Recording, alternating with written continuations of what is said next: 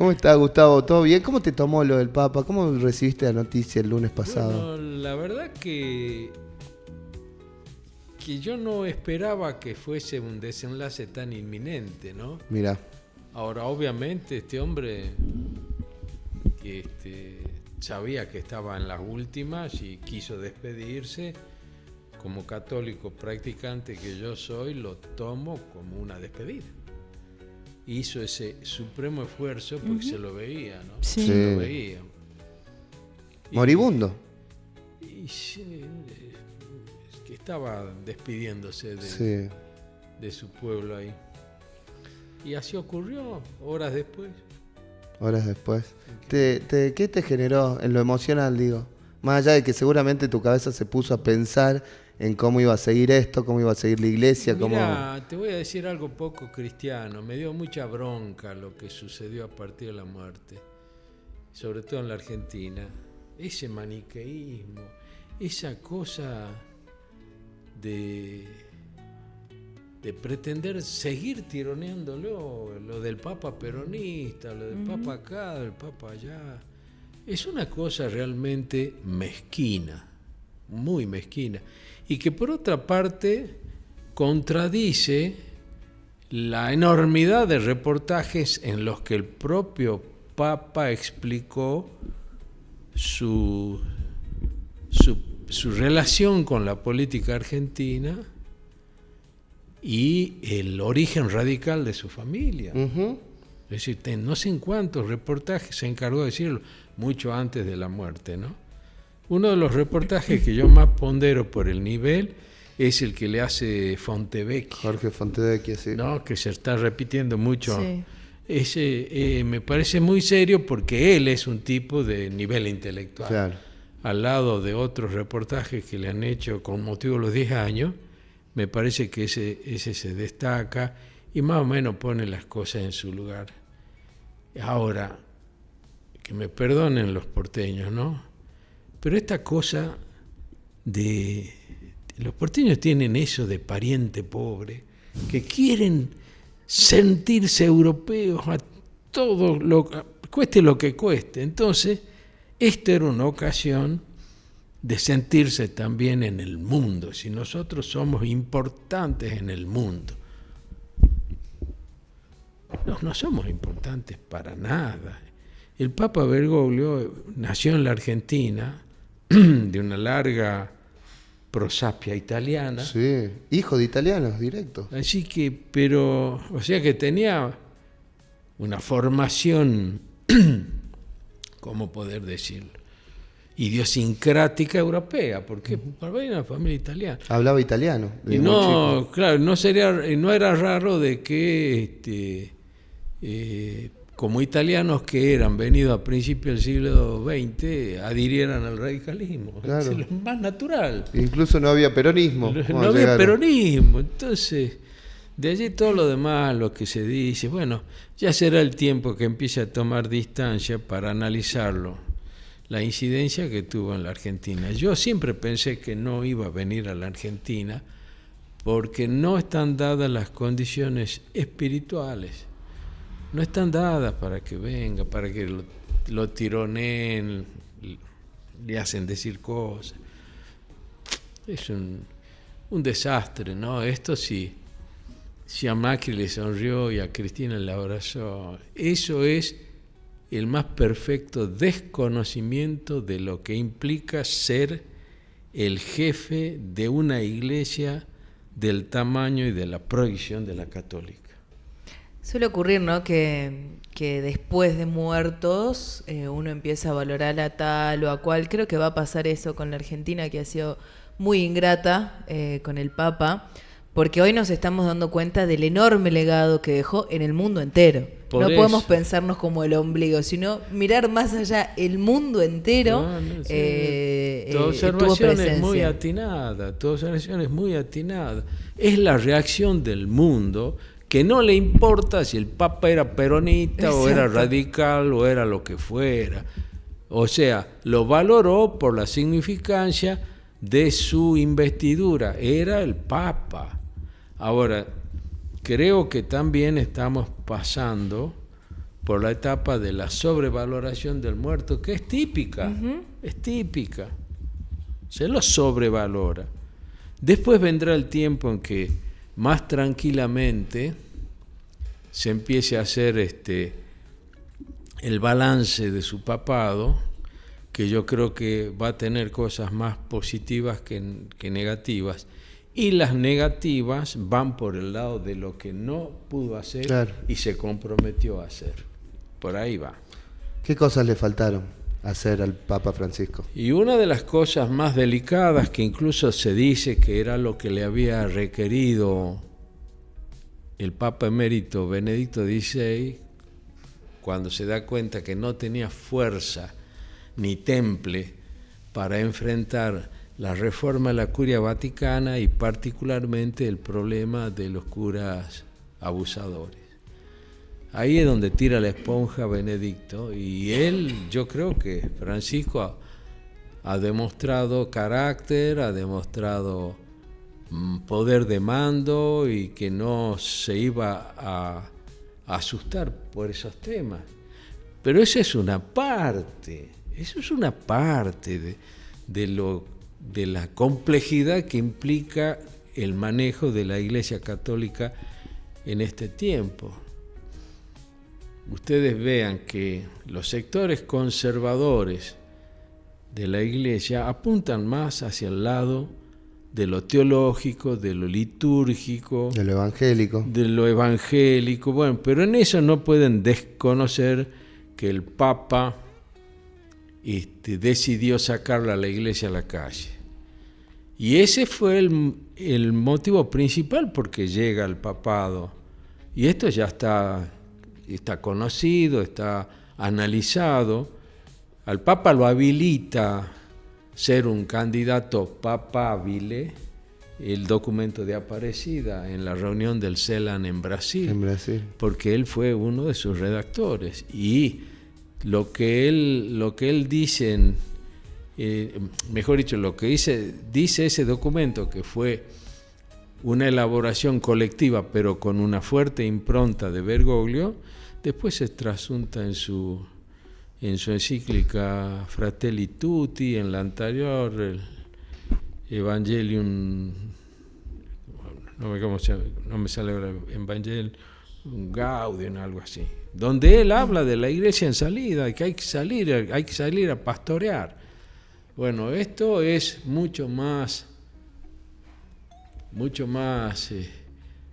ostensible, incluso hasta más creíble en América Hispana, o hablemos en América Latina. No me gusta mucho el término América Latina porque incluye a los franceses. Yo a los franceses los quiero sacar de esto.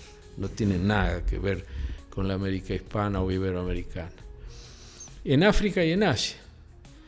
África es el país que mayor vocaciones sacerdotales concita, donde más crece mayor el número de fieles. Lo mismo en Asia. Pero están el cardenal Tagle y el otro, el cardenal Ambongo, en condiciones de dirigir la iglesia en este momento. ¿Por qué me hago esta pregunta? Porque si hay una iglesia que reculó, que bajó la guardia, fue la que dominó siempre el Vaticano, la iglesia europea. Claro. Europa se desacraliza, se despiritualiza a vista y paciencia de la jerarquía eclesiástica europea. No obstante, ese veranito que representó Juan Pablo II, yo recuerdo perfectamente la amargura de Juan Pablo II cuando se empieza a elaborar la Constitución de Europa, que iba a reemplazar al Tratado de Niza, que era uno de los tratados constitutivos de la Unión Europea. Se había eliminado, así pero deliberadamente, toda mención a las raíces cristianas de Europa. Y el Papa Juan Pablo II decía, bueno, por lo menos rescátenlo como un legado cultural. O histórico, claro. No. la Europa laica lo planchó. Bueno, y así es como crecieron los nuevos liderazgos, ¿no? Que no tienen nada que asombrar. ¿Cuánto hay del tema religioso atrás de Meloni, detrás de Le Pen, detrás del húngaro? Y así empiezan a aparecer partidos que la prensa inmediatamente califica de ultraderecha.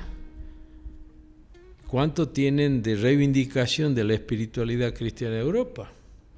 Pero da la impresión con lo que usted dice de que la espiritualidad sería patrimonio de esos líderes, y yo creo que hay mucha gente de la socialdemocracia o de la centroizquierda o del centro que también adhiere a una profunda vocación espiritual. No sé, che. No, o al menos no se nota. Al menos no se nota.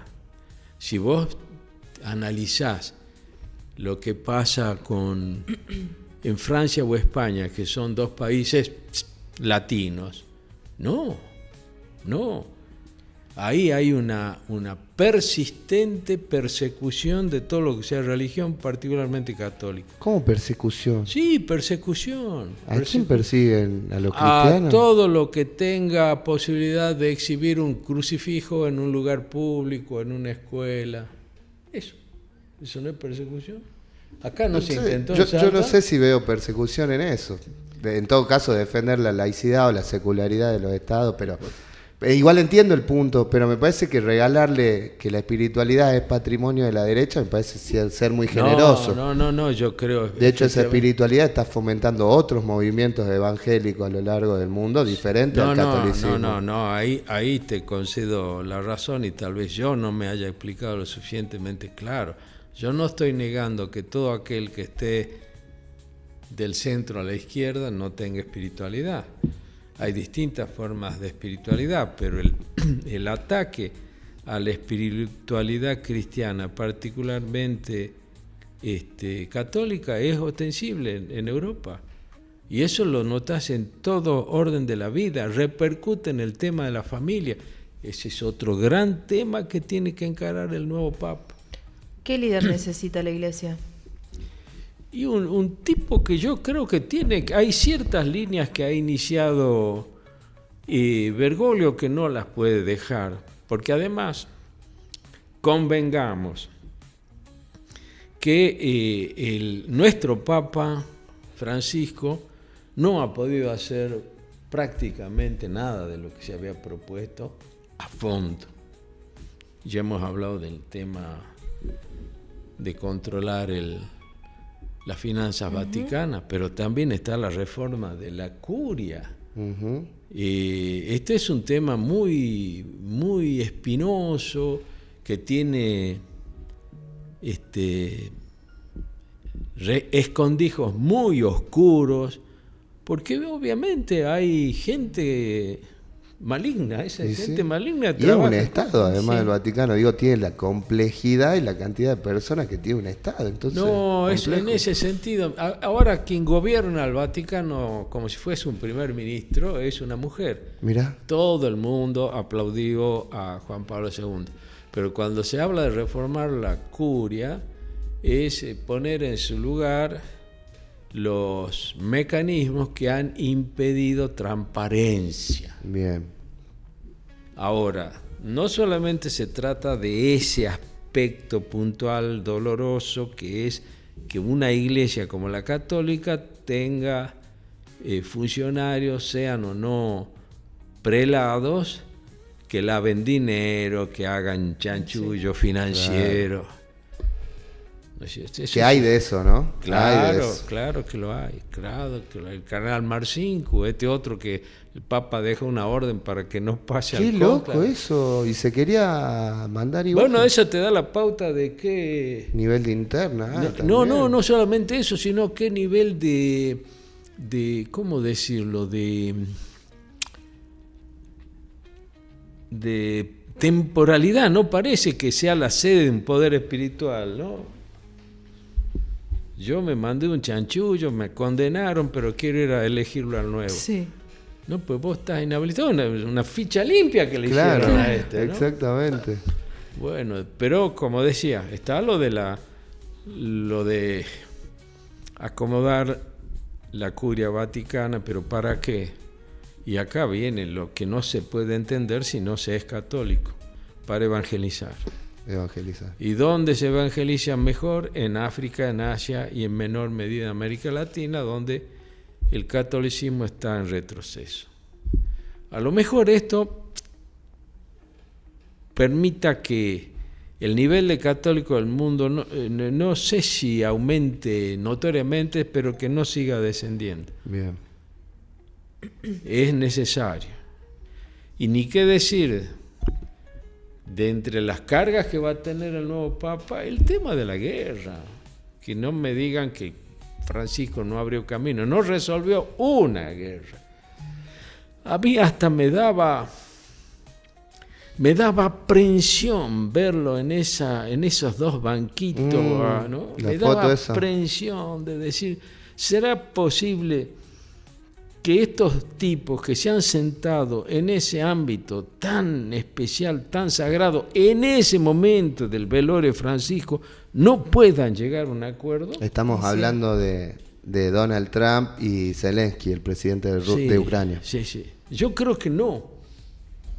Impactante fue la imagen, ¿no? Sí, una imagen impactante, como para decir, de acá salen abrazados y van a buscar a Putin y firman la paz. Yo no les tengo confianza a esa clase de tipos que son parte del problema de la humanidad. Son tipos que están despiritualizados.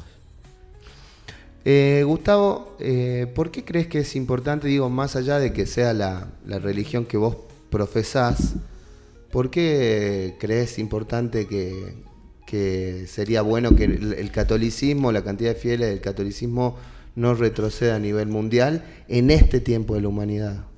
Y precisamente porque hace falta ese espíritu cristiano, el espíritu fundador del Cristo resucitado, el que es invocado mas no respetado, porque son los valores que se necesitan.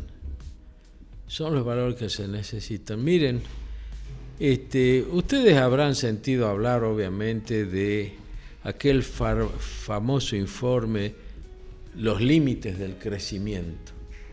Y esto los convoca a que empiecen a recordar eso y a ver a dónde va esto. Todo está relacionado, ¿no? Uh-huh. Los límites del crecimiento fue un informe que el Club de Roma le encargó a un grupo de grandes científicos europeos sobre cuáles son los límites. Y el informe del Club de Roma, de ese informe que este año cumplió 50 años, era un informe lapidario. Así no podemos ir más. Así se agota. Así no va más. Ahora, el Club de Roma, hará un par de años, o un poquito más, emitió un nuevo documento que elaboró nuevamente un grupo de pensadores europeos y sacó ese documento, está hecho en formato librito, que se llama La Tierra para Todos. ¿Y ahí? Y ahí es la visión, es decir, el Club de Roma tenía razón, estamos al borde del colapso. Uh-huh. Entonces, La Tierra para Todos es la propuesta de este grupo diciendo, esto es lo que hay que hacer. A mí me llamó la atención que no hubo una más mínima mención de Laudato Si. No hay ninguna mención de Laudato Si. ¿Ahí habla de la casa común? Sí, esa es la encíclica ambientalista del Papa Francisco, que yo creo que la escribió más para los no católicos que para los católicos. De hecho, se le reivindica secularmente. Exactamente, porque es una especie de catálogo de cosas que hay que hacer en materia ambiental. Uh-huh. Bueno, y este informe, que va a reemplazar al otro, que es la visión etnocéntrica de los problemas mundiales, no menciona Laudato Si. Entonces vos empezás ya, la suspicacia te empieza a salir. Es decir, ¿cuáles son los puntos de contacto? Además, siguen siendo todos científicos noruegos, suecos, ingleses. No hay una apertura a todo el mundo y no se la menciona Laudato Si. Entonces, ¿es realmente integral, está pensada para toda la humanidad? ¿O es la forma de seguir poniendo a Europa como centro del mundo? Bueno, el nuevo Papa tiene que enfrentar eso, pero yo veo en la lista esa que te pasé, Francisco, solamente hay 2 italianos, no, 3. Uno es Parolin. Parolin es el secretario de Estado, es uno de los tipos más poderosos del Vaticano. ¿De confianza de Francisco también? Sí, de confianza de Francisco, si no estaba en ese cargo. Pero bueno, vos ponete a pensar en la vida diaria, en la rutina pública de ese hombre, debe haber cosechado tanto enemigos como amigos. Así que eso lo baja un poco. El otro es el cardenal Matteo Zuppi, que creo que es el arzobispo de Bolonia, que si algo pudiera hacer él es, en su condición de italiano, pensando en Europa, ya sería un gran trabajo trabajar en Europa para volver a llevar el tema de esa espiritualidad que Europa fue perdiendo con los siglos, porque es un combo ideológico que solamente se puede superar con otro combo ideológico. Es decir, la desacralización de Europa viene de la mano de Nietzsche, de la mano de Schopenhauer, de la mano de Freud, de la mano de Sartre, de la mano de Foucault, de todo eso. Entonces, pero también de las guerras mundiales que arrasaron por media Europa, ¿no? Totalmente. ¿Dónde está Dios? Decían muchos, y pasa esto. Claro. Y obviamente emerge toda esa cuna intelectual. Yo voy a permitir mostrar esto. Este documento, lo muestro así nomás, no es para que lo lean. Es un listado de todos los papables, que es la palabra italiana de papables, de gente, de cardenales que pueden ser papas, y fue redactada el 13 de marzo de este año, más de un mes antes de que falleciera el querido Papa Francisco, donde ya Gustavo Barbarán, con su sapiencia y su capacidad de análisis, empezó a redactar quiénes podrían ser los posibles papables, y bastante acertada en relación a lo que hoy se publica en los medios de comunicación de todo el mundo. Vuelvo a hacer esta aclaración, y discúlpame que frene tu entusiasmo de amigo en cuanto a la sapiencia.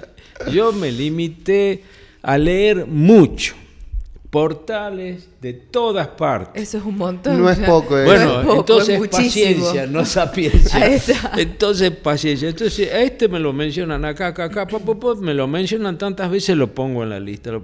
Ahora sí, coinciden, todo esto que están en esta lista, coinciden con los que hoy por hoy se están pensando como papables. Tal vez falte un brasileño acá.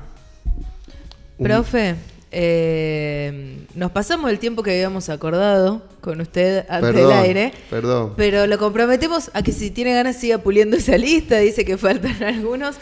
La semana que viene quiere volver, va a comenzar el cónclave. Voy a contestar al más puro espíritu católico. A ver. Puede que sea que esté acá, puede que no sea ninguno de los que está acá, porque ¿qué va a decidir? Es el Paráclito. El Paráclito. O sea, el Espíritu Santo. El Espíritu Santo. Además dicen que muchos de los que van papas vuelven cardenales. Sí, generalmente. Así es. Gracias, profe. Gracias, Gustavo. Bueno, nos vemos la semana que viene. Para una preguntita nada más, la última. Más allá, porque me quedó pendiente, la gente se enganchó con esto que dijiste. Más allá de que no tenía militancia partidaria, y reconoce que así sea, ¿el Papa Francisco no era peronista, pero era radical? Nos preguntan. No era radical, era de familia radical. Él lo explica muy bien en muchos reportajes que se le hacen. Serán sobre todo los reportajes que le hicieron a los 10 años de su pontificado. Ujú. Él le explica muy bien, bueno, hay libros donde también cuenta eso. ¿Dónde viene la confusión? Como él era el provincial de los jesuitas y la Universidad del Salvador era jesuita, llegó un momento en que la universidad esa estaba pasando un momento muy difícil, entonces decide armar un grupo, y ese grupo estaba integrado por gente que provenía de Guardia de Hierro. Chao. Ahí está. El Papa Ahí lo de vinculan. Guardia de Hierro. Ahí está. Ahora, yo no puedo decir si él no tenía un corazoncito peronista, pero por lo que yo conozco de él, de su actividad como arzobispo de Buenos Aires, después lo que lo vino el Papa, estaba mucho más allá de eso, Mucho más allá. mucho más allá, más lejos, en otros jaleos que no sé si alguno de los nuestros pudiera aguantar una cosa así. Exacto. Muchas gracias. Chao, hasta luego. Pausa y ya volvemos.